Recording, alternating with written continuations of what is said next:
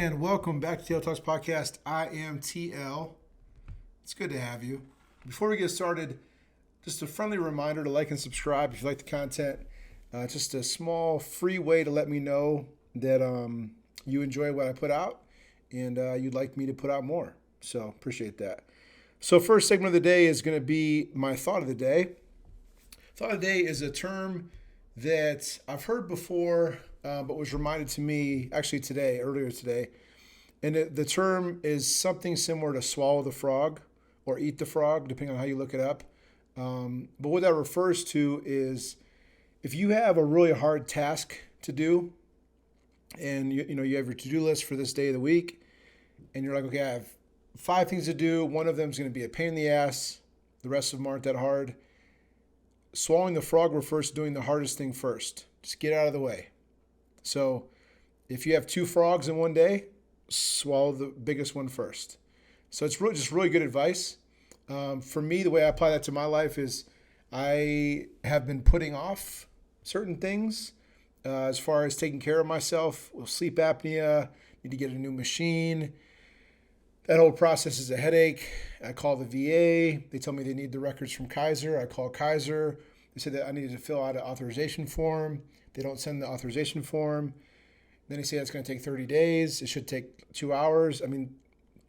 I think when you have something to do and the process is difficult or tedious, even to a ridiculous amount, that can prevent you from doing it. I know for me, I've already tried to do this with the VA several times. And when I come to this part of the process where I find out that they need this form and then it's going to take a while after that and yada, yada, yada, it just seems really unnecessary. So it's not an excuse. I still need to get sleep apnea treated. I don't want to die before I'm supposed to. And sleep apnea can kill you faster. So no excuses, but it's just really good advice to swallow the frog, tackle the hardest things of your day first, get them out of the way so the rest of the day goes much smoother. So that's my thought of the day. Hopefully you enjoyed that and you gained something from that like I did. Moving on to if I were president. So I skipped last month, which I apologize for. Usually I have something every month, but last month I didn't want to give you something that wasn't heartfelt. So this month, my thought of the day has to do with how much people are paid, specifically teachers, and even more specifically athletes. So I think the obvious part of if I were president would be, teachers play such a major role in our society to teach our kids curriculum, the English language, all the in-betweens of an education. And so for them to have that critical of a role and the fact that some teachers are role models, parent figures for some kids, and they can really have a major effect on somebody's life. For them to do all that and get paid what teachers get paid on average in the U.S., it's just ludicrous to me. So what I would do if I was the president is I would mandate it that teachers would get a minimum of, let's say, I haven't looked up the numbers. I probably should have. But let's say, just for example's sake, that the average teacher's salary is about $40K per year. So I think that the average teacher's salary should be bumped up to $60K, right? And so I guess it would depend on where you live, right? It wouldn't just be $60K across the board, because $60K in California and $60K in Alabama are way two different, lifestyles as far as income. So it would depend on where you live, but the point is there would be a percentage increase across the board for all teachers so that money wasn't really an issue for them, right? They can go to work, they get their summers off, they get paid well, they don't have to struggle financially because being a teacher is a hard job. And so it's a small thing we could do. It's overdue. I don't know why it hasn't happened before. It probably has to come down to the funding, maybe, the money available in the school system. But I'm pretty sure with the money that our government dishes out to other things that maybe aren't our business or just are ridiculous amounts of money for something that, maybe we don't need to be paying for. That being said, you easily could allocate some funds across the board, and so teachers all have a more comfortable lifestyle financially. So I think it's an easy fix. Now, when you go to athletes, it's a little bit hairier because I'm a huge football fan, specifically the NFL, and so I'm aware of how much NFL players make, and it's kind of the reason it's a difficult situation is because my initial thing would be to cap how much players can make. So let's say the answer is $25 million a year for LeBron James or Tom Brady or whoever it is. So if the answer is $25 million a year for football or basketball, whatever it is, then a player could just say, okay, I got the max deal. I'm one of the max, I'm one of the max players for the league. So that would symbolize that he's one of the best it is in the sport. And there might be a dozen of them. There might be 5 of them. I don't know. But the point is that there should be a cap because these people are making so much money. It's ridiculous. And that money could be reallocated towards things like, teachers.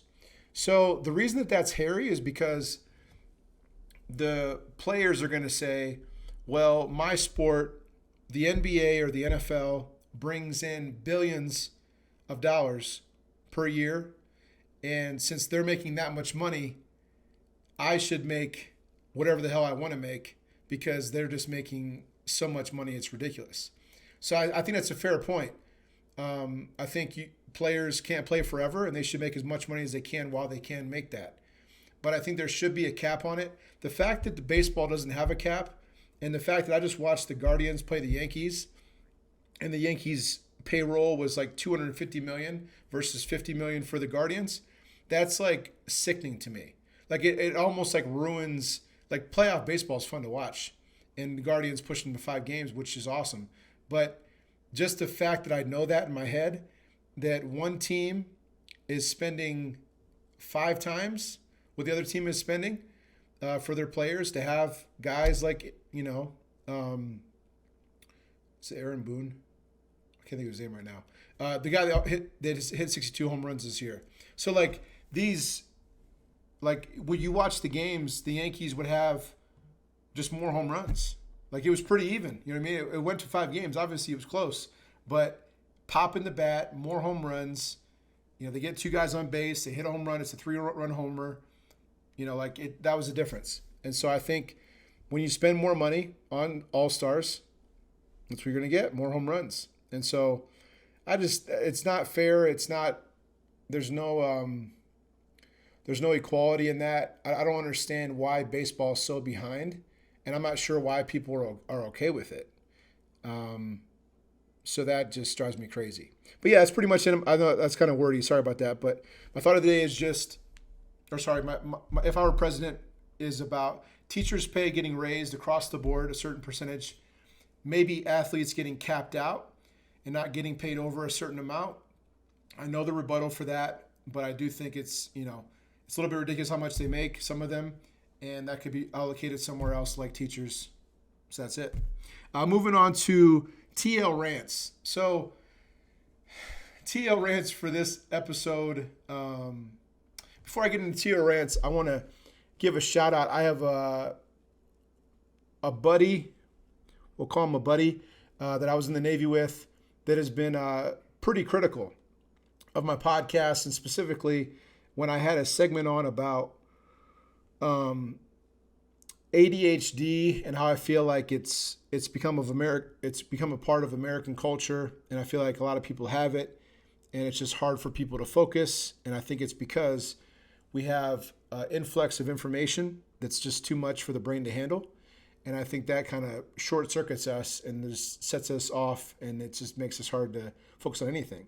So that's just my opinion, right? I'm not a doctor. I haven't done research on it. That's just me spitballing. Well, he apparently knows that that's not true, and called me out about it. He texted me and said, you should do your research. ADHD is this, it isn't this. So I do care about putting out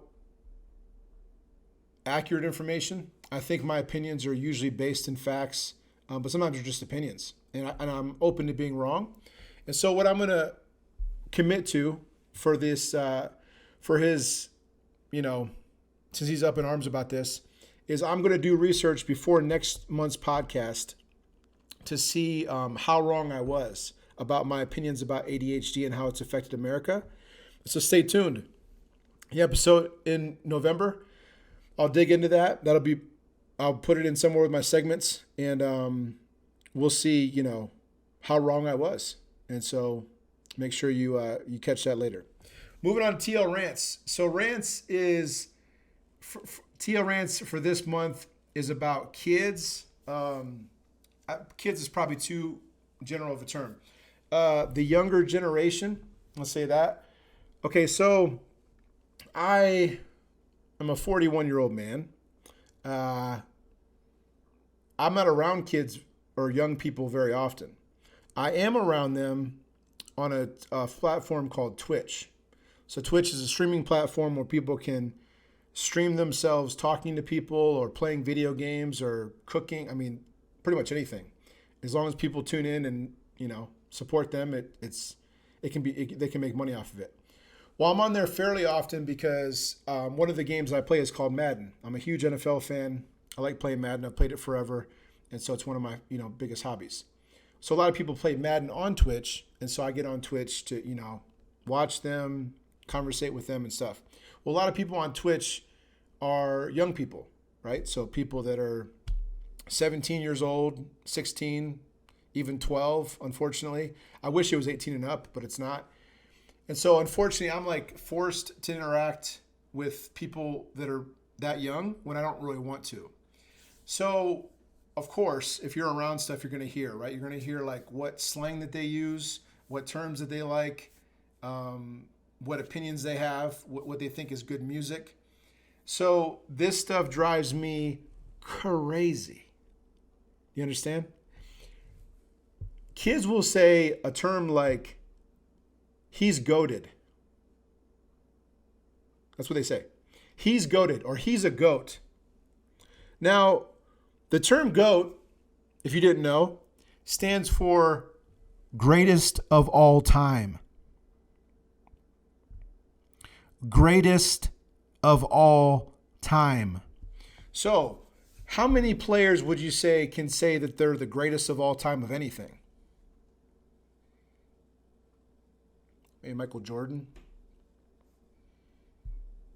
Joe Montana, maybe? Not many. So for kids to throw around this term of GOAT is idiotic to me. You're not a GOAT.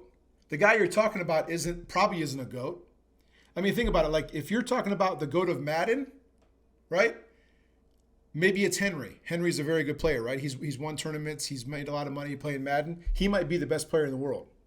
So if you say Henry's a GOAT or the GOAT, he's in the conversation. You don't sound stupid. But these guys are using it for everything. They're saying, this guy was a good player. Yeah, he's GOATed. They just throw it around so haphazardly. It's just stupid. And then I sound like the old guy, right? Because they like stupid music and they use stupid terms. And half of them are illiterate. So I don't like illiteracy. Your music is terrible, and you use slang terms that literally don't make sense. So why are you in my life? You know what I mean? I'm trying to find the silver lining here, but I don't really see much, right? Because you're a young person that hasn't experienced life. You think you know a lot, which I did too when I was your age, but you don't, right? You just don't. And so I understand. I have to go on Twitch. I could just not look at it. And, there's enough of good stuff that I enjoy to stick around, right? But the kids drive me crazy. I know that makes me sound like an old fogey. I'm 41. Maybe I'm over the hill, stick a fork in them. But it drives me crazy. I literally, it's like nails on a chalkboard. And so that's my rants for the month. Drives me loco. It's not going to stop. If anything, it's going to get worse.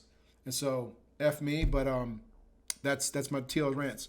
Moving on to Browns and Bandits talk before we get into the interview. My interview is with Miss KeKe Blackmon of the Kansas City Glory in the WNFC. She's amazing. The team's amazing. They've had the best offseason in the WNFC this offseason, in my opinion, the most buzz. And that's a huge part to what she's built and her vision. So the interview, I think, does a good job of explaining kind of where she's coming from and what she's built and her mindset. And so I really enjoyed that. I hope you do too. Before we get into that, some quick football talk. So Browns. Oh, man, the Browns. So the Browns are 2-4 now. We're 2-4. We had a historic collapse against the Jets, the game that I went to. Lost by 1 point somehow. We're up by 13 with less than 2 minutes left. We lost that game. We lost to the Falcons, barely, and couldn't stop the run. Then we lose to the Jets, Falcons, Chargers. The Chargers also can't stop the run. They barely beat us. We had a field goal attempt by Cade York that could have won the game because they went for it on fourth down when they shouldn't have. That should have costed them the game. We missed a field goal, right? So 3 games we lost that we should have won, and then the Patriots just blew us out. So the Patriots are the first team that just beat us. It wasn't fluky. It wasn't close. It wasn't like, if this had went differently, we just sucked. Sucked on offense, sucked on defense, sucked on special teams. Just were outclassed by the New England Patriots, which isn't a huge surprise. But, man, I don't want to get too wordy with this because, we want to get into the interview. But with the Browns, it's becoming hard to watch because, God bless Jacoby Brissett, but let me tell you, there's a reason he's been a backup his entire career. He's not a starting quarterback. He hasn't had that kind of talent. He's not that accurate. He's not clutch. He's thrown multiple picks at the end of games. And so I'm kind of thinking like, okay, how much of a difference is it from Baker Mayfield? Because Baker wasn't clutch. And he wasn't accurate last year. He was playing through injuries. So like, besides Jacoby Brissett maybe not turn the ball over less than Baker, kind of tomato. You know what I mean? So Jacoby Brissett is playing like a backup. I mean, it is what it is. Nick Chubb is being underutilized, but that's because we're behind, so I can't really blame him too much on that. But some of the coaching makes me scratch my head sometimes. I think we do need a D tackle to add to the team. I think our defense is struggling for answers. We just got Deion Jones. I hope he plays ASAP. I hope he helps in the middle. But our defense has to make great strides if we want to make a run. The good news is we're only 1 game out of first place in the AFC North. We play the Ravens on Sunday. They're a division opponent. So it's not lost yet. But us being 2-4 and having 3 close losses could be the end. Our season could be over already, which is completely depressing. I predicted that we'd be 6-5 with Jacoby, 4-2 with Deshaun, make the playoffs with 10 wins. And now that we've lost 3 close games, it's probably not going to happen. And so it just really sucks. And it's really going to suck even more if Deshaun Watson comes back in week 12 or after our 11th game, whenever week that is. He comes back and he just lights the league on fire. We win every game and we miss the playoffs because, when we had Jacoby, we couldn't get enough wins. So that's kind of in the back of my mind. That could happen. But basically, at this point, we're very close to just saying we need to move on to next year when we have a full season of Deshaun, because this season just hasn't went well. And we have nobody to blame but ourselves. So it's just disappointing. There are some good takeaways. Amari Cooper's open every single game. Just a matter of throwing him the ball. Njoku's having a good year. Nick Chubb was leading the league in rushing until this week. Our offensive line's good. They just need to stay healthy. But our defense, man, it's just I think they're weak. I think they're soft. They're soft. You don't see Browns defensive players come up and make tackles and hit somebody backwards. You know what I mean? When you make a tackle, you should stop them in their tracks and push them backwards. We're making tackles and they're falling forwards for extra. Come on, man. I know it can be done because I see other teams do it. The 49ers do that. So, I don't understand if we're too laid back as a coaching staff. I don't know what's missing, but what I know is it's not fun to watch. So we have good DBs. I should say we have good cornerbacks. We have good cornerbacks. Safeties are questionable. Linebackers are questionable. Even JOK is playing under what he should now, which sucks. And then our D line. I mean, D tackles are underwhelming, and Clowney and Garrett are playing through injuries, and they'll produce sometimes, but it's not consistent. And so we're not having anybody step up as a playmaker on defense, and we're not going to win many games like that. So this game against the Ravens on Sunday is huge because it's a division game. We're one game out of first place, and if we lose another one, it takes one more step in the direction of this season's a wash. And so there's a lot on the line. Hopefully the Browns can, nut up and just ball out, contain Lamar Jackson. We've done it before, and get a win. They've lost a couple of close games as well, and so I know they're frustrated.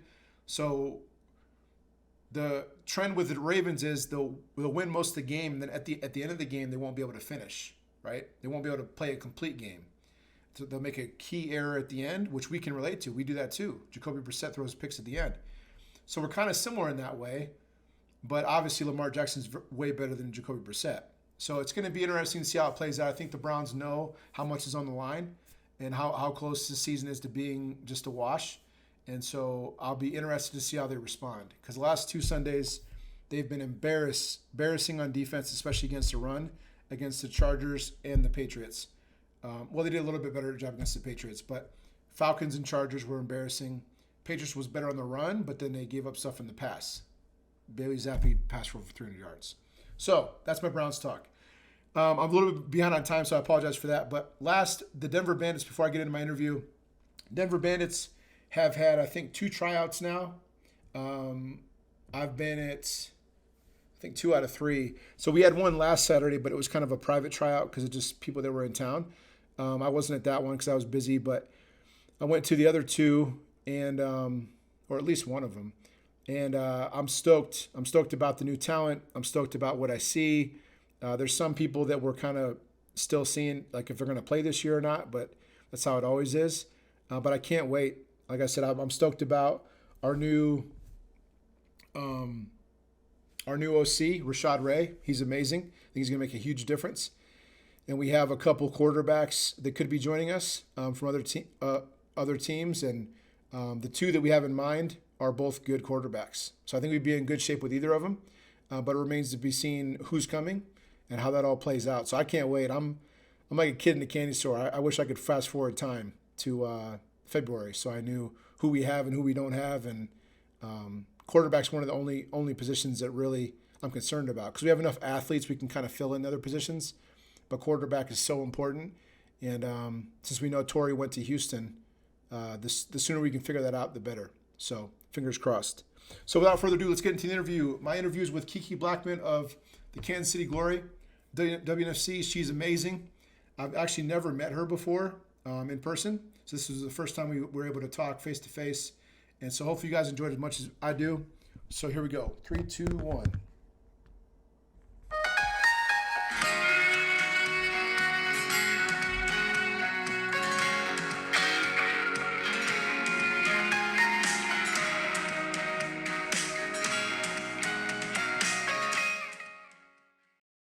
All right. I'd like to welcome Miss KeKe Blackmon to the TLTALKZ podcast. KeKe, it's been a long time coming. Thanks for coming on. I appreciate your time. Absolutely. Absolutely. I'm glad to be here. Wouldn't rather be anywhere else. I appreciate that.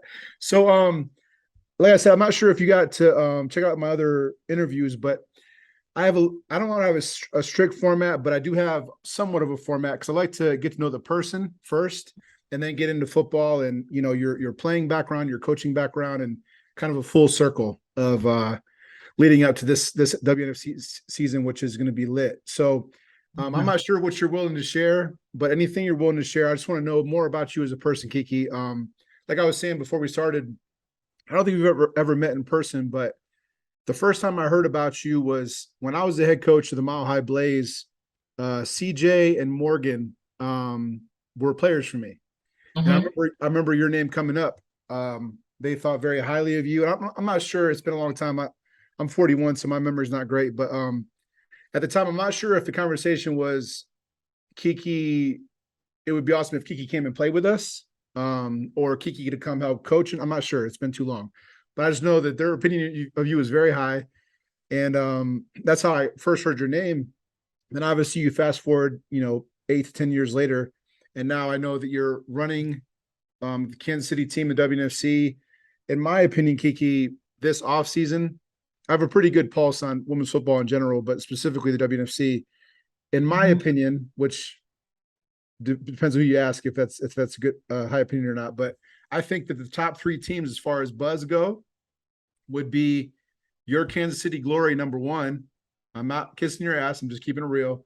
And then number 2 and 3 is debatable between the Denver Bandits, my team, and the Houston Mambas, which is the new team, with those rock star owners. That's my opinion. Absolutely. Take it for what it's worth. But yeah, before we get into football, I know football. We both love football, so it's easy to get caught up in that. But let's get into you as a person. What are you willing to share about your background, where you grew up, your parents? You know what I'm saying? Whatever you're willing to share. I'm just a little girl from Arkansas.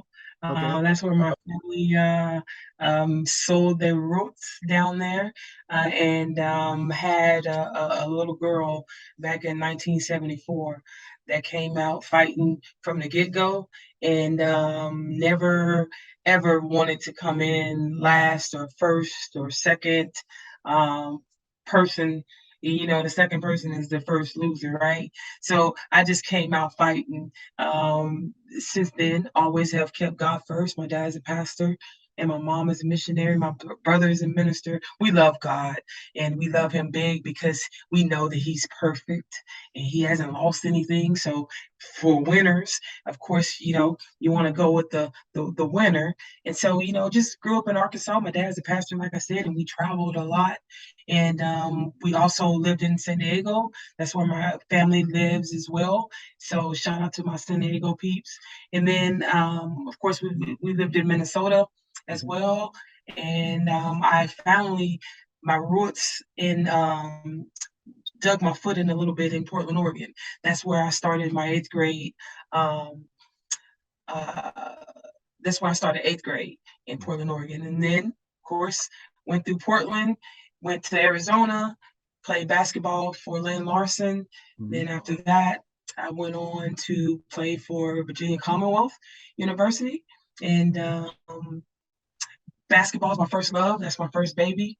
That's what got me in the love of the game. Moving to Lawrence, Kansas, go Rock Chalk Jayhawk. Moving to Lawrence, Kansas. Met Lynette Woodard. She's the one that wanted to said that I should keep my competitive spirit, if you will. So I said, okay, what is it? She was like, football. It's like, football. Never heard of football. Never watched it. Never did anything with football because I didn't know that it was a place for us. Someone looked like me and women. I didn't know that. So when I found that out, the rest is history. The rest is history. Got to Kansas City and fell in love with this game, and I don't understand how and why anybody would hate it, but I absolutely love this game, and has led me this far, has taken me to Finland, has taken me to the depths of Mississippi. It has taken me all over, and this game has done nothing but love me, and so I owe it. I owe this game. I love it. I came back into this game in 2019 at a time where actually this game I needed. I needed football. I needed football. Yeah. Now, you get to that point to where, maybe football needs me. Needs me to be the best version of myself every time I step on the field or every time I come in the presence of my players. And that's how football has come full circle for me. Starting back in 2008 to 2009, winning a national championship, to 2013, winning a gold medal, and then 17, winning a national championship as a coach, alongside some amazing coaches. And then, 2019, here I am back in Kansas City, after playing in Dallas and developing those friendships and love for, of course, OJ and all those wonderful women. Football has been awesome to me. Gotcha. So some of that isn't surprising to me. So some of the biggest names in women's football originally are from basketball, right? So OJ, Ninja, you know what I'm saying? Like some of the biggest names of, especially owners of teams, to be frank with you, like they're the biggest female names in our sport. A lot of them have come from basketball. So I just add your name to that list, which is cool. Growing up, football and basketball were my two sports too, so I can relate to that. So I guess my next question for you would be, you didn't know about football growing up because it wasn't really like explained to you as an option as a girl, which is unfortunate, but it is what it is.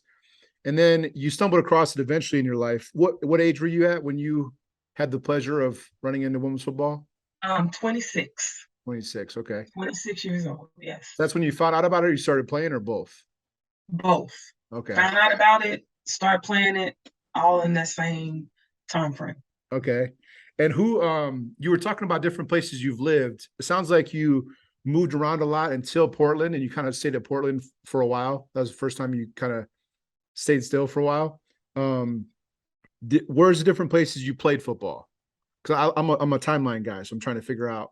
I know you played in Texas, and but I'm not sure. You mentioned some like championships you won and places you've been, but I'm trying to like organize it in my brain. You know what I'm saying? Like, who'd you play with I started first? here in Kansas City for the Tribe, the Kansas City Okay. Tribe in Yeah. 2008, Yeah. and that's where my love really grew for the game. Yeah. And I played in 2009. That's when we won a national championship against the DC Divas. And then For the Tribe? after for the Tribe, Okay. yes, sir. Gotcha. And then after the Tribe, the teams kind of merged together after so long and became the Titans. And with the Tribe and the Titans and the Spartans came together. Okay, and so we're just the glory is kind of attached to all those women that paved the way. So now you have the glory, right? So, but I played in Dallas for the Dallas Diamonds, and that's when we was in that purple.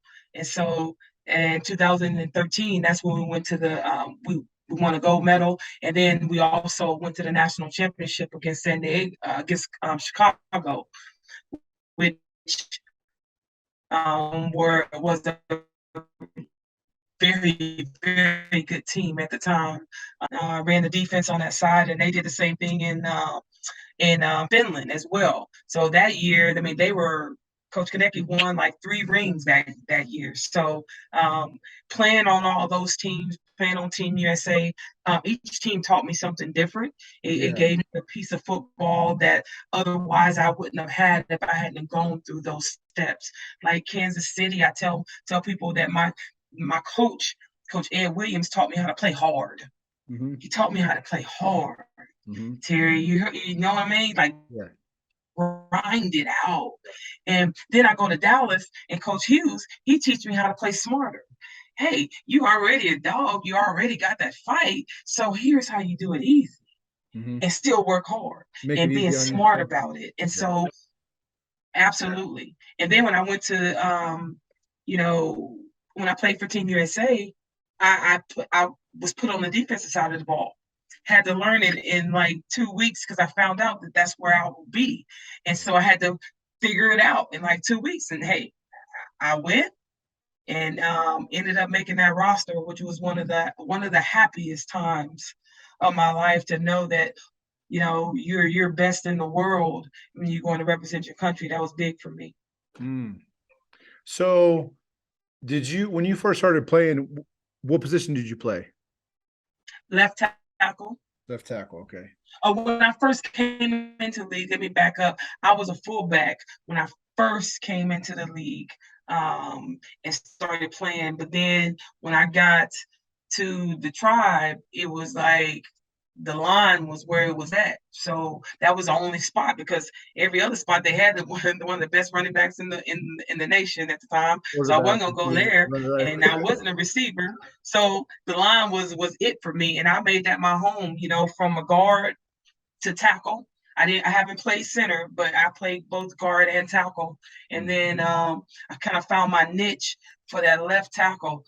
And once I figured out that was the protection, that was the blind side, that was the money maker, it's the best position on the line. Hey, Yeah. I always want to compete for the best, and that's where I ended up in that national championship game against the Divas. Gotcha. That's very cool. As a fan of women's football, I'm a fan of football in general, but as a fan of women's football and as a fan of excellence in general, I think we have that in common. It's really cool. I mean, having a podcast is cool in general, but being able to interview people from all different walks of life that all have different experiences, all have different backgrounds, and you've been blessed to be a part of not only one but multiple teams that played at a very high level, right? And so it's just so cool because you got to think like I didn't get involved in women's football until 2014. So I got out of the military. I moved to Denver in 2013. Then about a year after I moved here, I just came across a random ad online. It just said, "Hey, we're a women's tackle football team in Denver. We have everything we need except for coaches. If you're interested, hit us up." And so I was like, "Women's football," or they said women's tackle football. And I'm like, "Hmm." And so I kind of like just inquired because I was curious, and I always thought I'd be a good coach, but I've played my whole life. But and then the rest is history, like you said. And so my point is just like it's so cool because some of this stuff is before my time per se. So these are teams that existed before I got involved in women's football. So once I got involved, my personality is very analytical. It's kind of nerdy. I like to educate myself about what I'm involved with so I can speak about it intelligently to somebody who doesn't know. And so when I got involved, man, when I tell you I nerded out, KeKe, I'm saying I educated myself about anybody that I could. I mean, I would fly my Italian butt from Denver to San Diego to go watch the Surge versus the Cali, whatever they were at the time, right? Because I knew there were two top 10 teams. I wanted to see them go at it. I want to see how they operate. I want to see how they do warm-ups. I want to see how they coach. I want to see the best athletes play in person. Jessica Springer, you know what I'm saying? Like, yes, I want to see it. I want to see it in person. And so I've went out of my way to see the game play at the highest level that there is. But some of the stuff you're talking about is before my time. And so some of my podcast interviews have given me a glimpse into that era. You know what I'm saying? Like I just had a guy from Chicago on, and he was a coach for the Detroit Demolition, right? And so they were a problem for a little bit. And so I know Boston's kind of been running it in the WFA for a while. Obviously, Dallas is the big hurdle for everybody in WNFC. But the stuff that's before my time, that really appeals to my nerdy side. You know what I mean? Because I almost feel like FOMO, like, man, I missed out. You know what I mean? Like these were great teams that I never got to watch. Like I just hear about them, you know what I'm saying? And so it's cool to kind of connect the dots. So let's talk about coaching before we get into the leagues.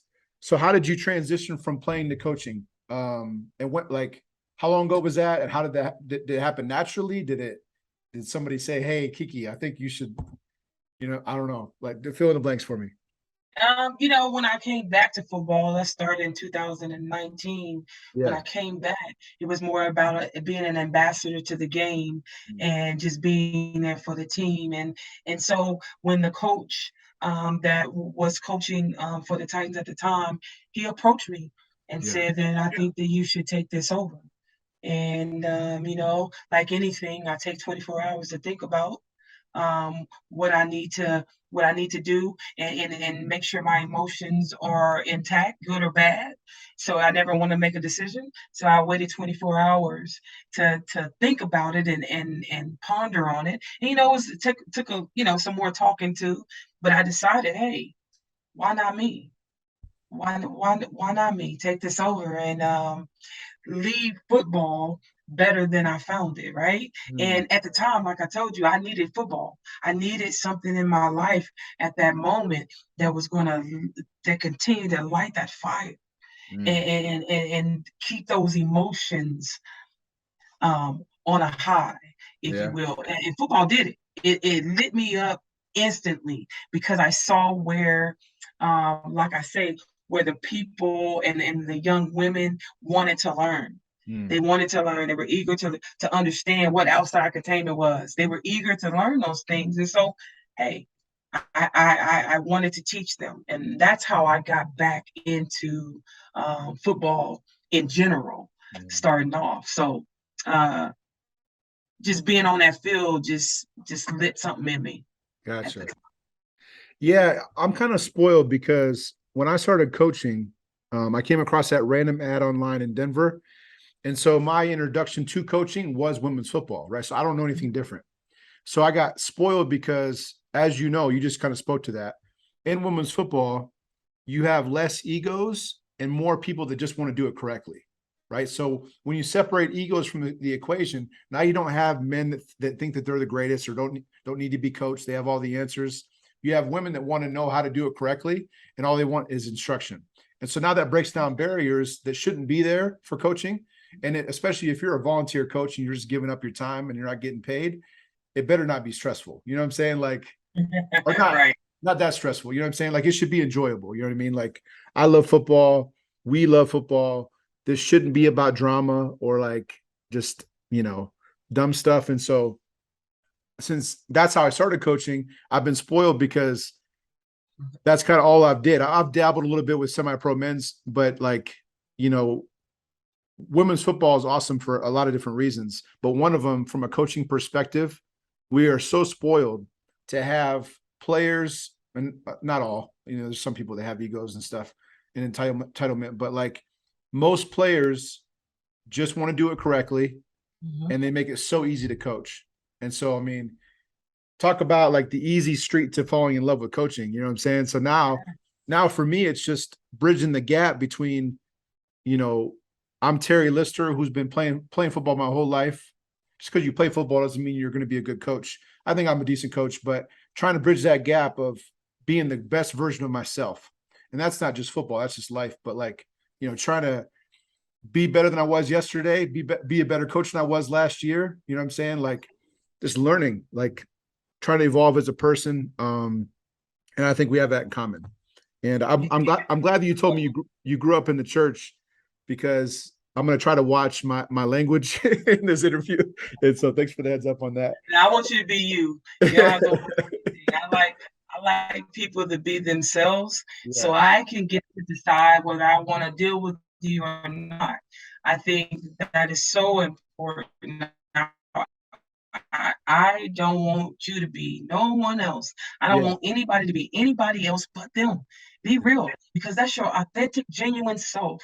And that's the two people I look for: a genuine individual and someone that has fruit on the tree. Then yeah, you can talk to me. And yeah, that's where it goes back to those players. When you get them, hey, women, they want to know their why. Why am I doing this, coach? yeah, And if you're a coach, I love questions. I love questions. The more questions, the better. That means that I know that you know, because I'm going to tell you the correct answer. yeah, Or if I don't know, I know somebody that does. So we always in the know, and knowledge, and that's what these young women want. And I say, and I coach men too. I'm the head JV football coach at Olathe East High School, and I'm around young boys all the time as far as that is concerned. And I say, hey, look, you're an athlete. I don't see gender. I yeah, see an athlete. That's what I'm going to coach. I'm going to coach you the same way I coach my women, and my women the same way I coach my boys. Hey, if you need to know, if you're a running back and you need to know what a jump cut is, hey, I'm going to teach you a jump cut. yeah, yeah, You're going to learn either way. You may do it differently. You may move faster. I may have to tweak some things or modify some things for the men, because the women ain't gonna get it, boo. So I go about coaching in a way. I meet my players where they're at, mm, and I bring them where I am. yeah. That's how I do it. Gotcha. You're preaching. So, let I was thinking when you were talking about My question for you is, do you think having a female head coach or a female owner, right, of these teams is, I wouldn't say an unfair advantage. Of course, like anybody can be an owner or coach and, Hakuna Matata. But would you say it's an advantage? Because who would know a woman better than another woman, right? Like if you're a woman and you know how you learn and how things need to be communicated to you or not communicated to you, who would know better than another woman? You know what I mean? Like I understand women more than the average bear, but I'm not a woman. You know what I'm saying? At the end of the day, like, Absolutely. and so I think I do a good job of communicating. But do you think that that is an advantage for the teams that have female head coaches or owners? Because like Houston has Absolutely. like three or four out of their owners are women. You're obviously running stuff for the glory. Um, Obviously OJ's doing her thing in Texas. There's several examples. But you would agree that that's an advantage? Absolutely. I think that with myself, Lee, and Sheila, I think, yeah, we're powerhouses. And that is something that when you come into a league or you're wanting to play, it's more so I want to play for somebody that looks like me. I want to play for somebody that knows the game and been through what I've been through and can speak to me from a coach, from a player, and Uh, just from a regular ass person, right? yeah. So when you think about who you play for, yeah, I think that is a mark in that box. I don't think it's tell all be all. I don't think that that's the deciding factor. And Right. if it is, yeah, we win on that. But it's definitely a plus for young women to want to play for myself and the OJs and the Mambas organization. Yeah, they're phenomenal people. Why not? Shoho, who wouldn't want to play for her? Yeah. I don't know Soho. I've heard of her, and obviously people like her and people gravitate towards her. A lot of people have good high opinions of her. I don't know her personally. I just know what I've heard about her, right? So Phenomenal woman. yeah. So And she's the head coach for the new Houston team. So absolutely. so we have, I don't know, out of 18 teams, I'm not sure how many of them have a head coach, a female head coach or a female owner, but it's a pretty healthy percentage, which is awesome.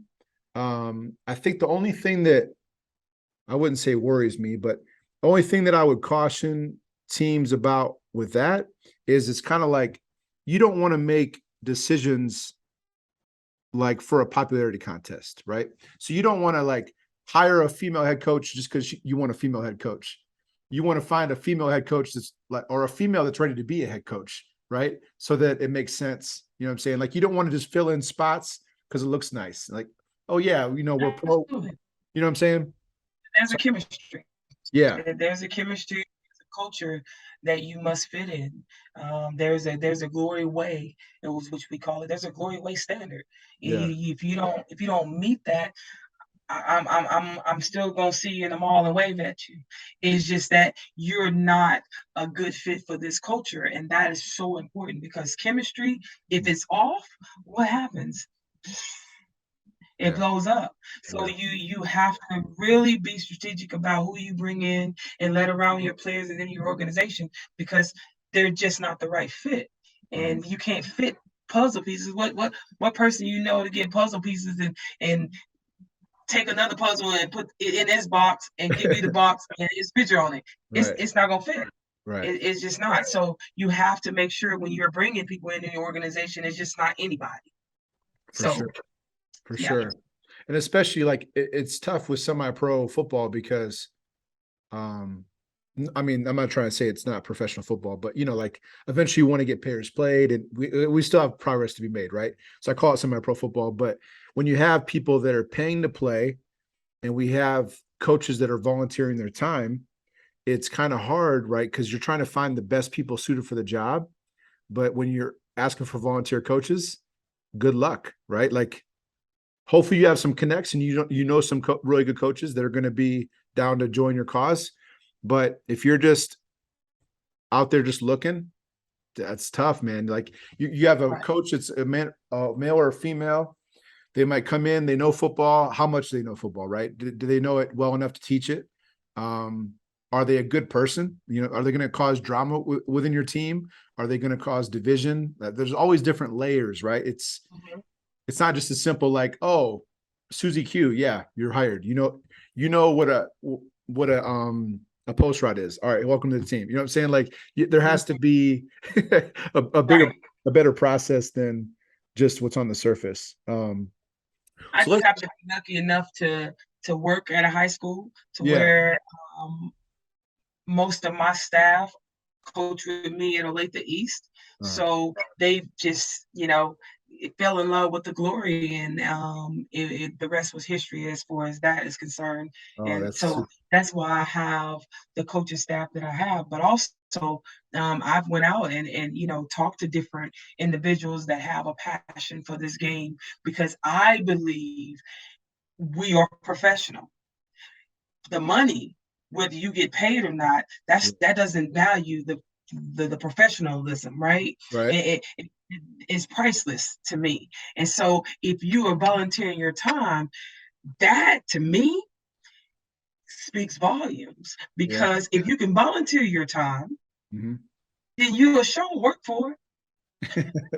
You'll show work for it. So volunteering to me means that you are really bought in. You're really bought in and you're really connected. Because if you're not, over here at the Glory, we'll smell it and we'll sniff it out, and then you'll be bye bye. So it's not a, oh, let me give, no, it's about the structure and the culture that you're trying to preserve. Mm. And when you bring people in your organization Yeah. that is go-getters, they're not making excuses not to be there, they're making every excuse to get there. Right. That's the kind of people that you want. I hold my coaches to a high standard. My player better not look the same as they do in preseason, at training camp, at bye week, at end of the season. Yeah. Why do they look the same? How do they not know? And this cut is better than this one on Yeah. this one. So again, Mhm. challenge these young people to be great, to walk in greatness, to coach greatness. Yeah. And then when you do that, I think you will get a staff that you will be proud of. That's super dope that you kind of had like a pipeline from that team, the boys team, to help with the glory. Because a lot of people don't have that. You know what I'm saying? Like I know for myself, when I was coaching the Mile High Blaze, I was the head coach of their team. Shoot, KeKe, I was just trying to make it happen. You know what I'm saying? Like there was Yes. in year one or year two, I'll never forget this. Like I remember having 23 players on my roster. I remember having 8 players at practice. I remember having, I remember going, my team went to Phoenix to play like the Phoenix, that doesn't matter, some team in the WFA. And I was the only coach that went. You know what I'm saying? So imagine me, Terry Lister, making a depth chart for offense, defense, and special teams, running offense, defense, special teams, like doing subs, all that, right? Yes. And it's not really a boo-hoo story. It's more of it was a blessing in disguise because it was hard, but it made me try to figure out how can I creatively make the most of our time and play at a high level, even though we don't have all the resources we should have. And so, if anything, I think it made me a better coach because I had to just figure it out. There was Right. no, there was a time where we were going to forfeit to the Utah Blitz because we didn't have enough money. And I said, my team's not forfeiting. So I came out of my pocket, paid for what needed to be paid for. And I said, not on my watch. I'm not going to, if my name's on this, we're not forfeiting, especially to that team. We're not going to forfeit to anybody. And so it is what it is. Obviously that in a perfect world, that wouldn't have needed to happen, but it is what it is. It's a good segue. You're just talking about, I want to talk about leagues. So we have the WNFC, which is the bomb.com. I think my opinion of the WNFC and your opinion are probably pretty similar, but there is another league, the WFA. And they have, 60, 70 teams, and we're pretty much the two big leagues, right? Like there's the WNFC, the WFA, then there's a big drop off to whoever else is calling themselves a league. So since we are the two big leagues, I'm interested in your opinion of that league. I know they're two different business models completely. They couldn't be any more different. But they exist. They have some good teams. Some teams I wish that would join us. But what is your opinion of that league, just, personally? When it comes to the WNFC, and that's the only league that I can really speak of outside of um, what they've done recently. When I was in the WFA, I went from the IWFL to the WFA, Yeah. now to the WNFC. So I've transitioned and seen football happen in all leagues. And I just keep football the main thing. And that's the main thing to me. I don't see leagues, I see football. I see football and women progressing and being able to be coach and not have one coach doing it all. Right. Having a staff that's going to pour into these young women. I believe in professionalism, okay? And I believe, speaking on my league, the WNFC, I believe that OJ and EJ have embodied that with the commissioner and that board that is of phenomenal women that come together and make tough decisions for us as a whole for the name of football. That's the league that I'm a part of. That's the league that I know. Our sponsorships, they speak highly of women. They empower women to be great. That's why they are on board. And when you have sponsorship, people are not going to put their money into stuff that is not creditable. They're not going to put their money into stuff that they haven't researched. They shouldn't. And if they do, I question. But when you talk about Adidas, I mean, come on. When you talk about Rydell, when you talk about Wilson, when you talk about Dix, I mean, come on. When you talk about these major sponsorships, they're not going to invest, and they have not made that investments prior to the WNFC, or else they wouldn't be who they are. So when you see stuff like that, you got to get on board, and you got to say, hey, further lets me know that the main thing is women football, and that's the WFA. If that's the whatever alphabet you want to put in there, if it's about football and people are gaining ground, because if you gain ground, I gain ground, because it's football. If you get noticed, I'm gonna get noticed. Yeah. Because it's football. Yeah. Because they're gonna start digging and finding out about football. And that is the main thing. And I think when we start to solve for that, the league, that'll go either way. But I'm going to make a stance right here. The WNFC is the best thing walking right now. And continue to prove ourselves, which we don't have to anymore. We have to go in and walk into our destiny. And I think that OJ and EJ are doing that. And they're bringing the people that believe in them. They're keeping the people close to them that is going to pour into them and bring value to them. And as long as they do that, yeah, you're gonna have some bumps in the road. Everybody's not gonna like everything. But when you're in a room and you're having conflict, hey, that's a good room to be in. It's not a yes man in that room. Yeah, we're problem solving and we're solution driven over here. And you can see the growth year by year by year. I was thinking about my tryouts, my first tryout that I had in 2019. I had 8 players to show up. The following year, COVID hit, right? So the following year, I had 29. This year, I had 61 players show up for camp. And so when you think about that growth, and the people that have watched this game grow, come on, it ain't about no league.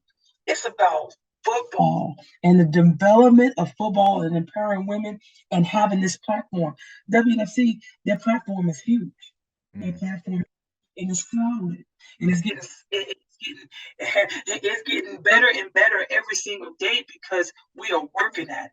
It's not just EJ and OJ. It's the ownerships. It's the GMs. It's the presidents that are working really hard to make sure that this foundation doesn't collapse at any point. At any point. So we might bend, but we're not gonna break. And we're gonna we're not gonna get better. We're gonna get better. And that is and when you want to be seen in that professional light, you gotta bring that you gotta bring that tenacity to the game. As no one's gonna take you serious. Period. I'm with you. Yeah. And that's how the NFL started, because when they started, they had these two entities, and they say, hey, they figured it out. Hey, let's come together. Together is more. Together, we can become the NFL. We can still have the AFC and NFC. Mm-hmm. We're not trying to take it all away. We're just trying to make this bigger, and then we create the NFL. And now look at the NFL. Yeah. All because they decided that we're going to come together and we're going to work together in the name of football. A bigger purpose. You're right. The main thing, football.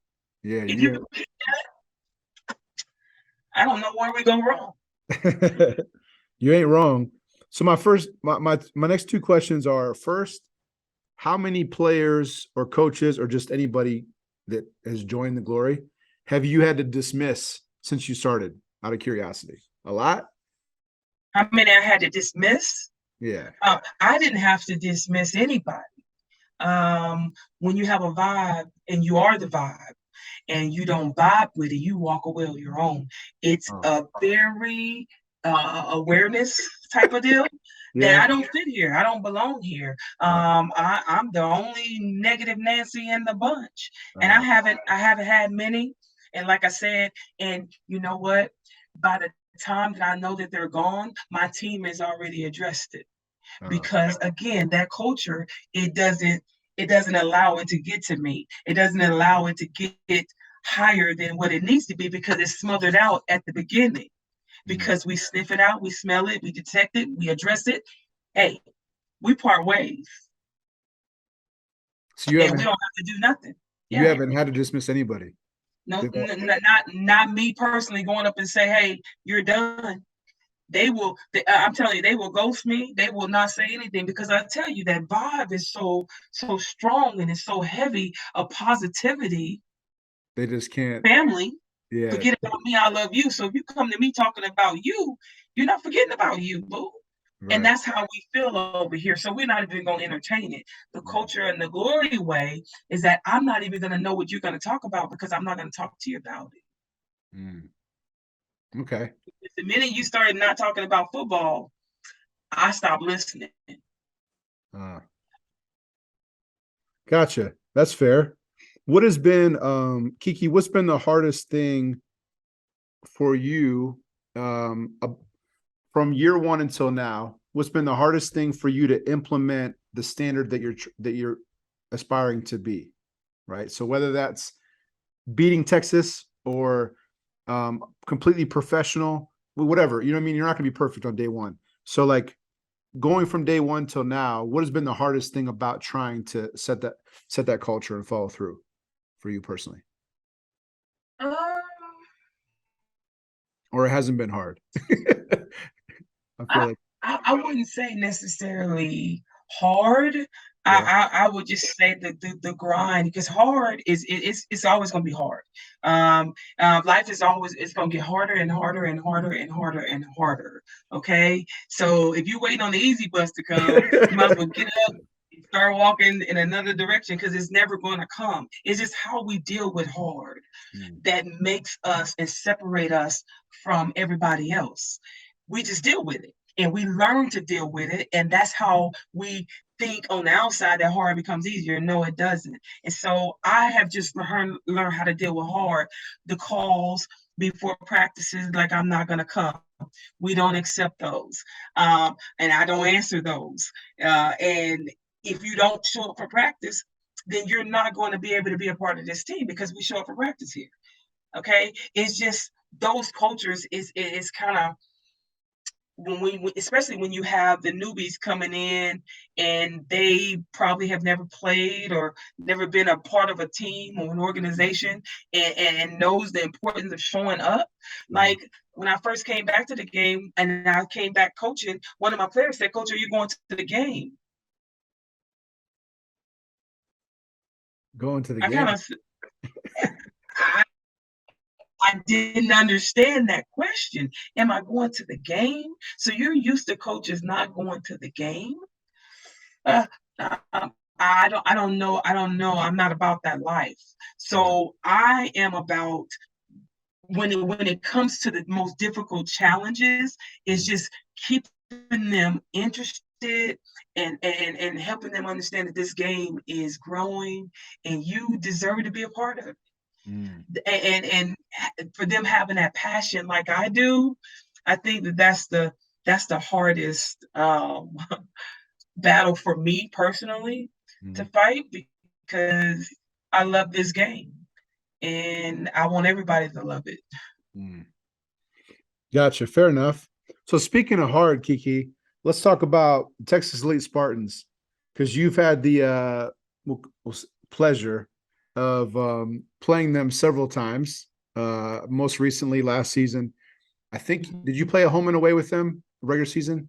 A home and away and a neutral Yeah, yeah. So you three played home and times. yeah, three times. So home and away for regular season, and then in the playoffs, you had the Correct. pleasure of playing them a third time. So I'm going to give you my opinion first, and you can see, I'll see if you agree or not. In Okay. my opinion, um, and I'm not talking about right now. I'm talking about when last season ended. When last season ended, my opinion of the league, as far as how do I say this, as far as a tier, if you were to tier the teams, right? There was Texas that was the best team, and there was a drop off after Texas. The reason I say there's a drop off is because when they played people, besides the Alabama game, most games weren't that close, right? They weren't like a one score game. They weren't, you know, last score, last drive of the game. Like it was, they won by 2 or 3 touchdowns at least. So, including the championship against Utah. So, since that's my evidence of what I'm saying, is that I thought Texas was the best team, and then, but more importantly, I thought there was a second tier of teams, and there's a lot of them.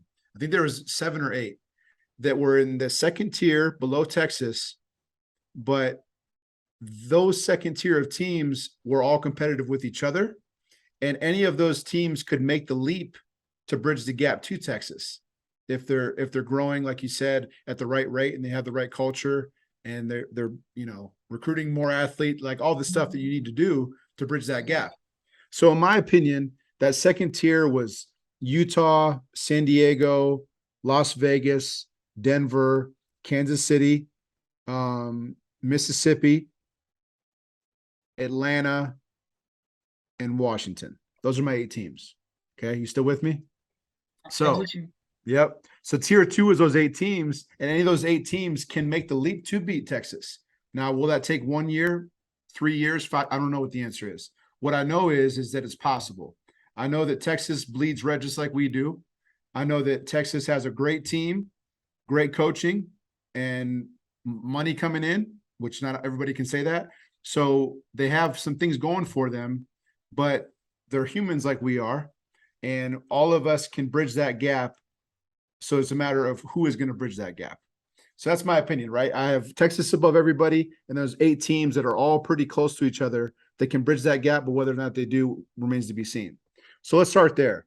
Would you say that that's a fair opinion of the teams as last season closed?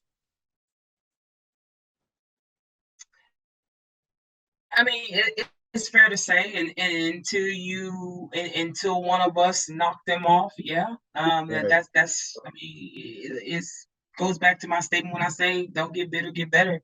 They're the better team right now in Mm. the land. Mm. It's not just in the WNFC. Right. They're Yeah. the best team in the freaking land. Yeah. And if they are the standard, period.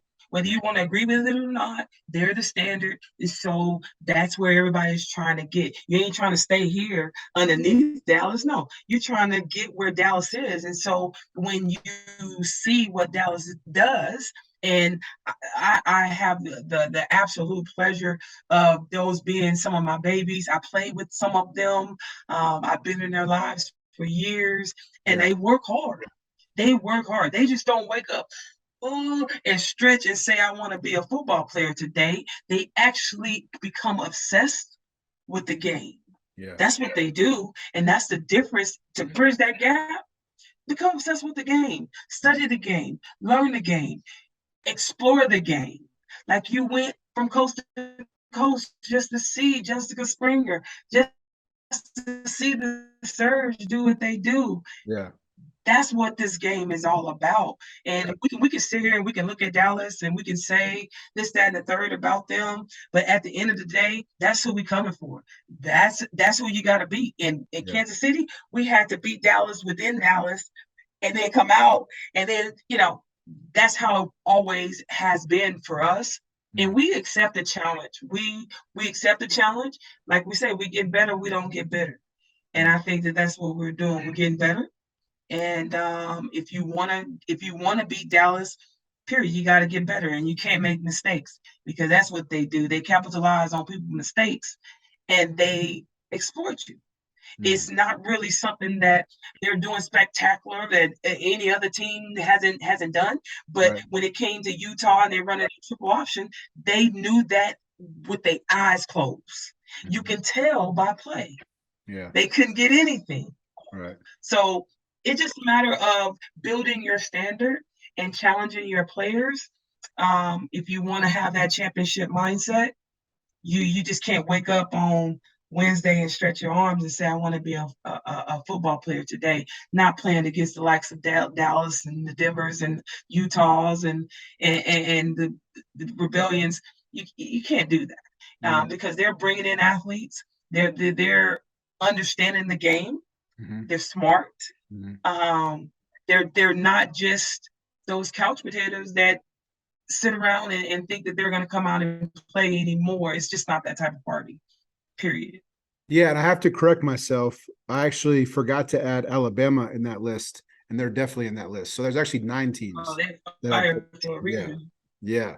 Yeah, So they're definitely dogs. People say Dallas wasn't fully stacked when they played them, and I totally understand that. But at the end of the day, they still fought hard, and they gave Dallas with less than a 30 run players. for their money. Yeah. But yeah, absolutely, they have a Yeah. phenomenal situation down in Alabama. I have love for all my WNFC teams and sisters, but Dallas is the notch that Yeah. we're all trying to get to, and that's not only, like I say, not only in this league. I mean, this is talking about the world, right? This is talking about in general the nation, like the Renegades. Come on, they won, and they're part of that standard in the WFA. That's where you got to reach. That's who you got to go through. Right. Period. Yep. So if you're not doing the things to go through those individuals, then you really don't want it. Yep. Big facts. I'm with you. So I want to get into Texas more. But first I wanted to touch on what's funny, KeKe, is a player that used to play for you was part of my inspiration for starting the transfer portal. So in the off season, I saw a social media post by J Rock, right? And she was being J Rock.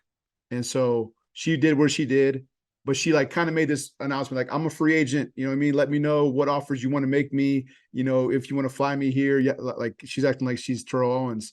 And then Regina Jackson made a post, right? And it was kind of not similar. They were totally different, but it was the point was kind of the same, that she's a free agent. She's kind of fed up with certain things. She's ready to move on. She's open to offers from whoever.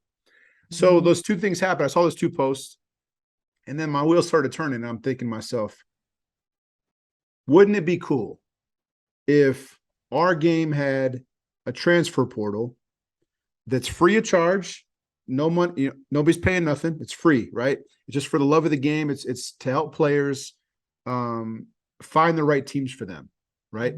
It's unbiased. I don't care where players go. I don't give two craps.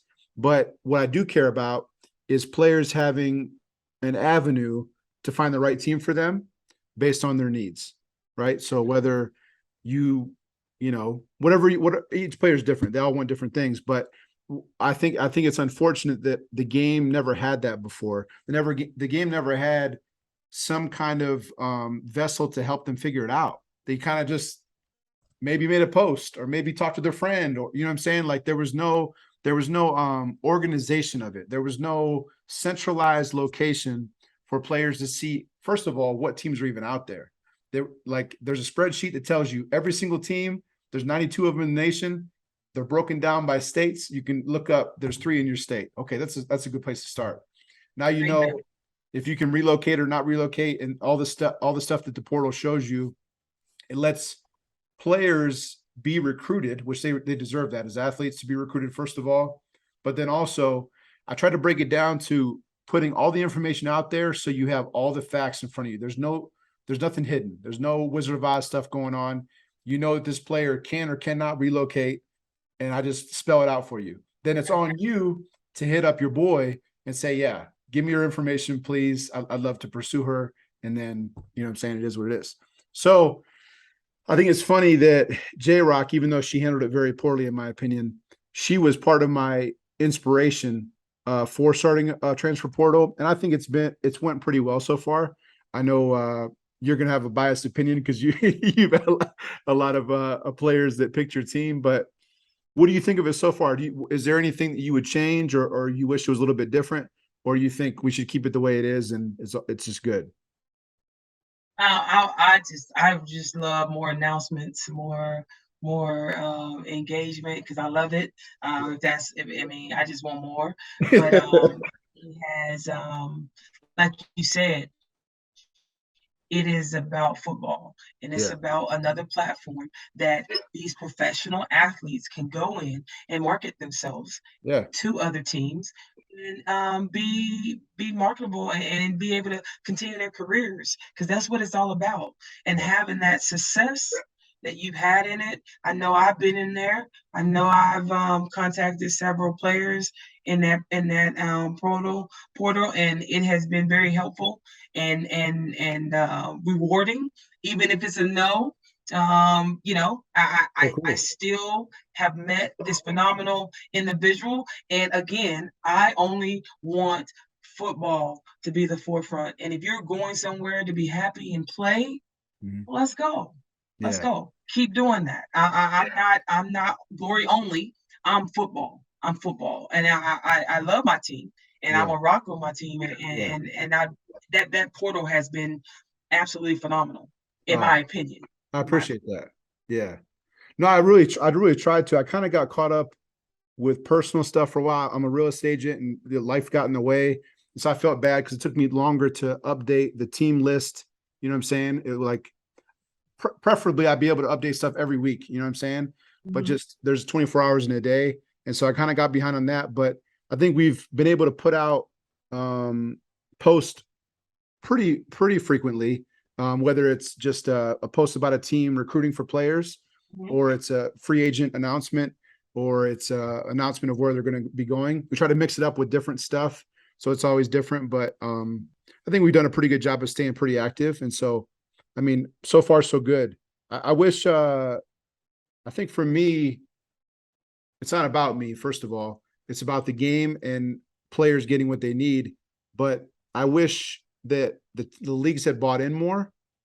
Because I know I got some pushback when I was first starting, and I had like the WNFC saying take our logo off your stuff. You know what I'm saying? And I'm just like, bro, I'm trying to help you. You know what I mean? Like I'm trying to promote your league, and like ironically, out of our free agents so far, all of them have picked WNFC teams except for one. Like it's and that wasn't my goal. I don't care where players go, but Mhm. that's just how it's been so far. You know what I'm saying? So kind of ironic, but it is what it is.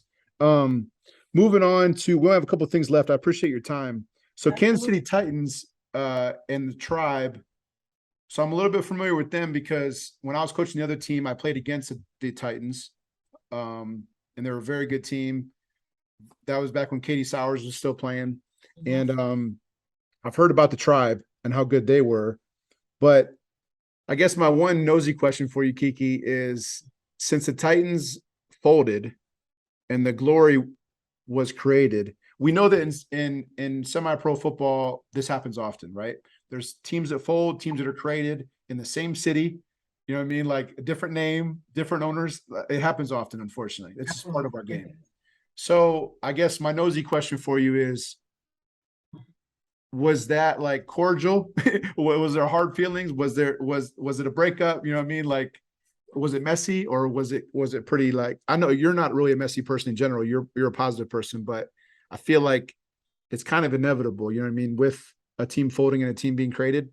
So how did that go? Yeah, when you have emotions and then you become emotional, Yeah. um, in any form, or when you're changing, or there's change, there's Right. gonna be some whys and not like it. You're not gonna have everybody on board.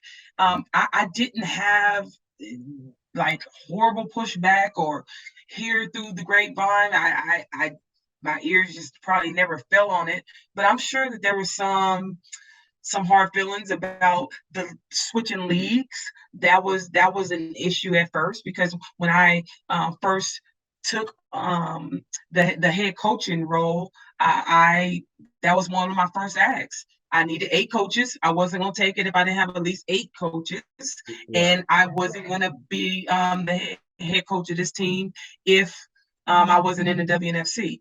So that was a little a button of the heads. And there were a lot of, there were some things said about, playoffs and how it was formatted and things like that. But at the end of the day, uh, we went with what we felt was right for the growth and the continuation of this team. When the owners at the time came to me, they didn't have players. I had the players because I was a part of the Titans at the time, and so it made sense. It Mm. made sense for the owners to come together, and we did that. Tim and Vicky, they were awesome. They set me down, they interviewed me, and they told me their story and how they came up with the glory, and how it all birthed, if you will. And so I loved it, and I was already, OJ, and you mentioned the Ninjas. We played in Finland together, and it was times that we sat around and we dreamed of a league like this. And OJ just happened to been that one to pick it up and really do Right. something with it. And so Right. now we're just here to make sure she has that reinforcement. Mm. Okay. So I have two or three questions before I let you go. So one's about out of state players.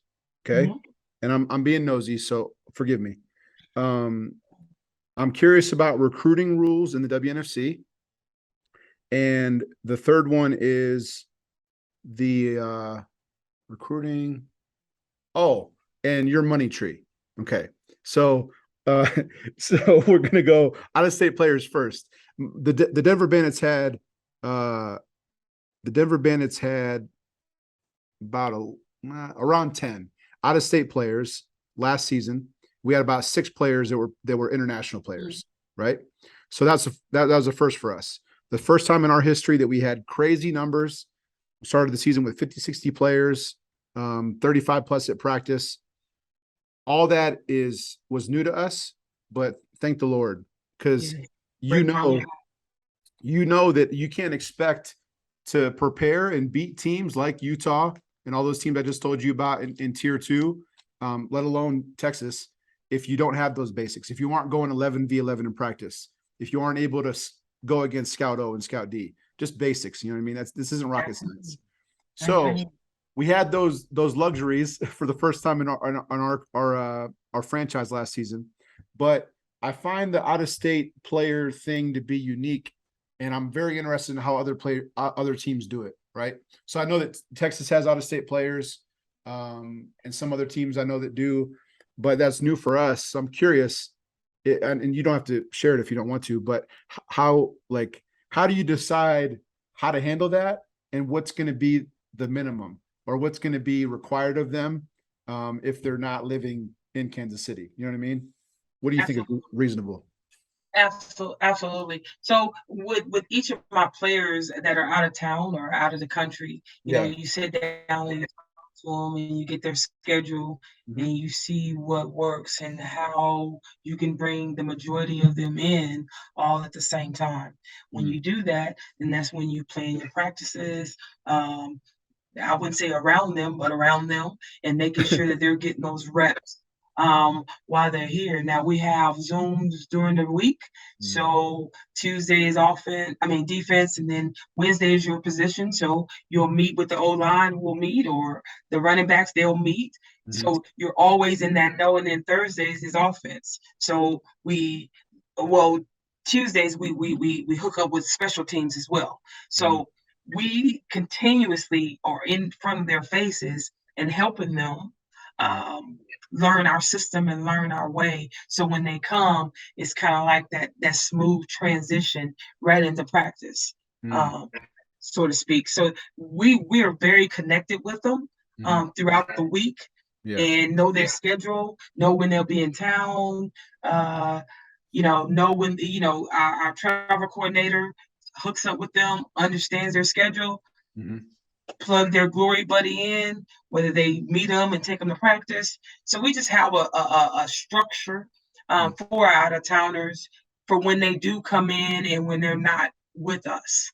Gotcha. So our strength and conditioning coaches, they're hands on with them as well, making sure that they're getting and doing the things that they need in the gym work while they're not with us. We do virtual stuff. Coach Lisa's on there, rocking and rolling with them. So we're very engaged with our out of town. And I've been up at wee hours of the day talking to my players overseas. So it's a real thing.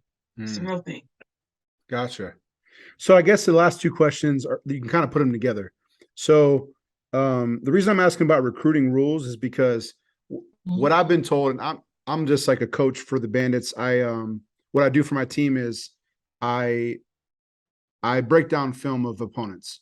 So I'm like the Bill Belichick of the team. I'm making sure that I'm breaking down film. I have all the plays charted. I'm making sure that we mentally are not going to lose the game because we didn't know what they're going to run. You know what I mean? We're not going to lose that way. We might lose because of different reasons, but it's not going to be that. And so I'm running Scout O in offense, and I take pride in being good at what I do. Well, the reason I'm saying that is because I'm just a coach on the Bandits, but what I've heard about recruiting is that what the league has asked teams to do as far as recruiting goes is if a player reaches out to a team that wasn't her previous team about joining, the team that she's reaching out to as a courtesy is supposed to reach out to her previous team and say, hey, heads up, this player's reached out to me, just so you know. You know what I mean? Like maybe she'll join us, maybe she won't, but I'm just giving you heads up. She's done that. That's what I've been told the league has asked teams to do. So my question for you is, if a team isn't doing those things, is there any recourse, or is it just a preference that you can not do or do? You know what I mean? Like, is there anything holding them to do that, or it's just kind of the Wild West?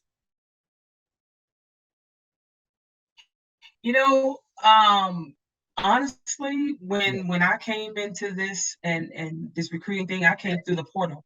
I was in that portal, and that's where I was recruiting from. I didn't even know the WNFC. I didn't know necessarily what their recruiting rules were because I knew that I was only going through that portal, and if they went in that portal, that means that they're putting it out there, and so they're free game. I didn't know and I'm just a classy person anyway. If someone naturally would come to me and say, well, hey coach, I want to play, and I did. When I was approached by some of your players, I say, hey, go back and you talk to them. And once you, and I didn't even hold a conversation before that because there's nothing for us to talk about. Go back to your organization, you explain to them, you talk to them, you let me know. And then we can talk and we can have a conversation. And if you've already made prior arrangements with that team, you got to finish that. You got to finish that. And then come talk to me. Same, with the Mambas, same thing with them. I had one of their players reach out to me, and I immediately Soho, what's going on? And the organization reached back out to me and said, Coach E is fine, you know, very classy. It doesn't have to be messy because No, remember, we don't buy, sell it, or trade it. I So agree. not at all. And I'm telling you, I knew nothing about these players before they contacted me. Gotcha. Because again, some of them were not in that portal Right. where I lived Yeah. and where I was recruiting from. So Yeah. I didn't have any outside entities. Everything else is word of mouth. Everything else is, hey, did you hear about this? Or did you hear about this? Yeah. That's how that is. And when they come, hey, what's going on? Yeah. Okay. Okay. Well, coach, hey, go handle that. Mm. Ain't no need for us to talk because like I say, football, you don't want to tarnish it. You Yeah. don't want to be that individual that do that. So I would ask that any coach or owner out there that has questions about if their player left or whatnot, Mm-hmm. say something. Yeah. Say Just something because it's probably hit you up. because feelings and facts are different. Yeah. You can have your feelings about certain things, and I get it, but Yeah. the facts are what they are. Yeah. Okay. And so every single last one of my players, besides the ones in the portal that I Mm-hmm. reached out to the Glory. And I am 100% um I am very steadfast on that because that's the way I mean, I wouldn't have known any other way. Yeah. I didn't know that they existed unless they were to do that and slap me in my face. Yeah. And so once they did, we handled business Mm-hmm. and they handled their business on their own because guess what? These are grown ass women. Yep. Okay. Grown women. And Yep. I will not tell a grown ass woman what to do unless I Right. can tell her what to do. Now, I can say, go and talk to your people Mm-hmm. because how you leave is not how I'm gonna get you. Because if you do it to them, you'll do it to me. That's Character is true. everything. There's wisdom in that. Character is everything. Uh, Yeah, you you gotta you gotta walk that fine line. And yeah. I think that every one of the athletes that are coming to the Glory have done that. Mm. They've been classy. They've talked to their prior ownerships, and some of them wasn't even with the team that you know that I even know to contact. Right. Like I say, so it's it has been very classy over here with the Glory organization. And again, I want to build football. I Mm. don't want to take away from it. I don't want to make somebody feel less than Mm. at all. I want to enhance the game, and I think that's what we're definitely doing here Yeah. with the Glory. I appreciate you answering that. The reason I was comfortable asking you that is because just in this interview alone, I've been able to get a decent pulse of you as a person. And so, since I know that you're a high integrity person and you care about being a professional and running a professional organization, I wasn't worried about that question being like intrusive. You know what I mean? Like I wasn't worried about where it's going to go, and so that's why I asked you. Um, so I Yes. appreciate you answering that. So last question is the money tree. So this is the grapevine. Okay. So you can tell me to screw off if you want to, but what I've been told, KeKe, is you guys have been blessed to be able to offer certain things to players that a lot of teams can't offer. And so, and I'm not hating at all. Like for me, shoot, I wish, if I was a women's football player and I'm able to get certain things or have certain things paid for, I mean, that's cool. That's all going in the right direction, right? The direction is for money to not be an obstacle for female football players, for players to eventually get paid to play. All that stuff is in the right direction of where we're trying to take the game. So, and like I said, you don't have to answer anything, but I have to ask you, since I've heard through the grapevine, the Kansas City is in a situation where they're able to pay for certain things or whatever, work it out financially. What are you willing to share with me about, like, I don't know. Did you get a sponsorship from the Walton family? You know what I mean? Like what exactly? Like, because I'm thinking, I'm being real with you. Like, I know how much a season costs. The Denver Bandits, with that big ass team and the full ass coaching staff, spent about 70K last season to go, to San Diego for the playoffs. And you know what I mean? From game one, or actually before game one, all the way to the end of the season, about 70K. Now that's without doing what you're doing, right? So now you start doing the addition and multiplication, right, of how that actually looks for numbers, and it's a lot of money. So we know that Texas has money. That's nothing new. They've been having money. They had different jerseys in the playoffs. It is what it is. But it's kind of it's 50-50 question, because half of me is happy that it's not just Texas with money, but then another half of me is like, dang, how do they got it like that? You know what I mean? So what are you willing to share about like how you guys are able to offer what you are offering, and what you're willing to share? Like, I'm not trying to, put you out there, but I mean, it's a factor. I mean, players can make decisions based on that. And so what can you tell me about, give me some insight on that situation? Being a players coach and being one of those players that have traveled, and people think that this is new. I know Coach Hughes, when I would travel to Dallas, he would put $100 in my hands for gas. He would make sure that when we're there, he paid for a meal and things like that. So incentives and being able, that professionalism. Yeah.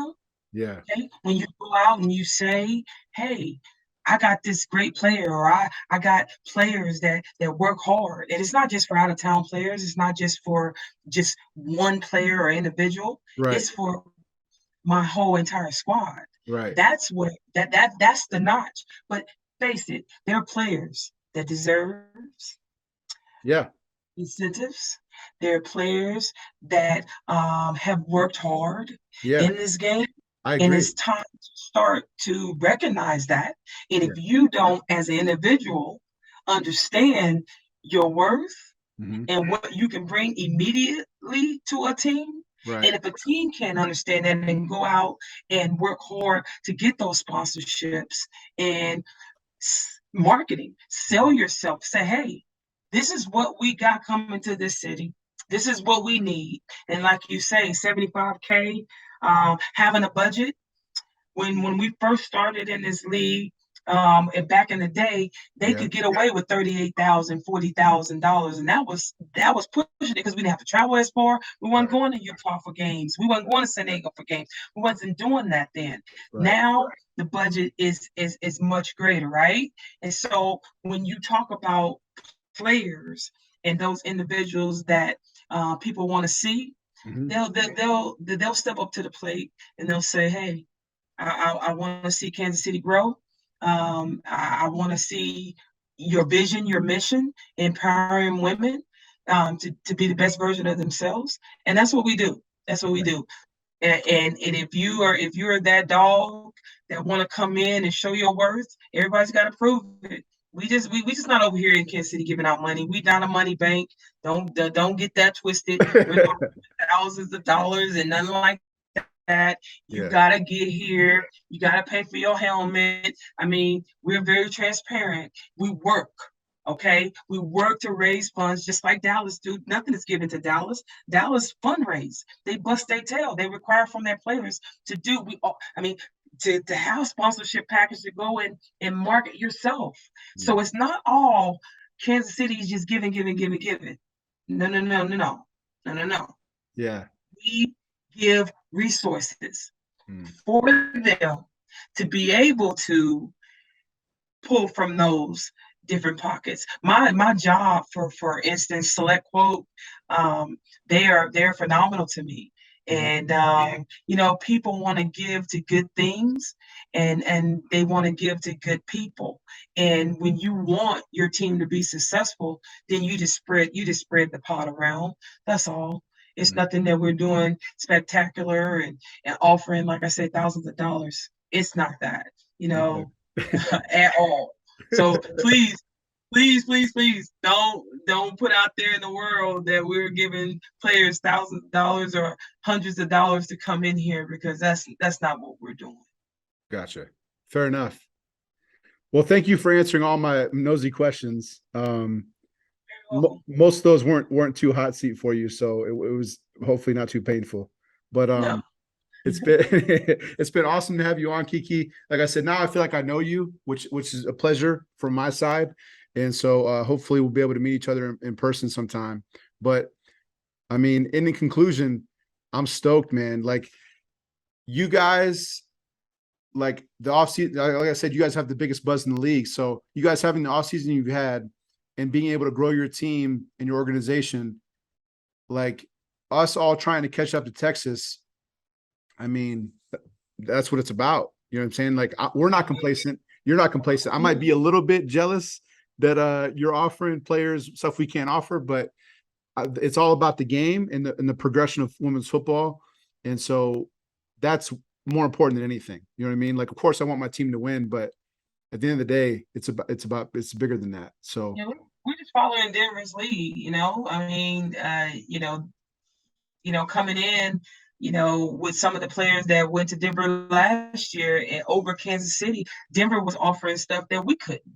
yeah. And that we weren't able to offer at the time as well. So it is, learning from your counterparts and going with it. That's what it's about, getting better, and being able to come to the table with something. Yeah. I mean, a T-shirt or something. Yeah. It is so important to value our players, and they just want a meal. Sometimes it doesn't have to be spectacular and all that stuff, but just showing value to them. Yeah. And that's what we do. And I'm gonna say this too. What's up? It is the most of the people that want to come to Kansas City. It's not about the money and not about what we can offer them. It's because we have a staff. It's because we have a coaching staff that they believe that is going to pour into them and help their game elevate to the next level. And that, my friend, is the reason why the Kansas City Glory is getting some of the players that we have gained, simply because of my staff and what we can offer in that way. Fair enough. No hate from me. But yeah, I appreciate your time. I know it's 9:30 over there, so it's kind of late, but it's been an awesome interview. It's been great to get to know you. And so I really appreciate your time. I'll be posting this podcast probably this Friday or Saturday. So I'll make sure I post you on or tag you on Facebook, and you can share it. But it's been a pleasure, and I wish you all the best. Maybe we'll play you this season. If we do, it's going to be an intense game because you have some of our former players. But we're two of the, you know what I'm saying? We're two teams trying to catch Texas, so we're on the same page. You know what I mean? So may the best men and women win. But it's been a pleasure, KeKe. We'll talk soon. Absolutely. We'll see Denver soon, and we'll always be classy and everything. Go Glory. All right. Talk to you soon. All right. Bye-bye.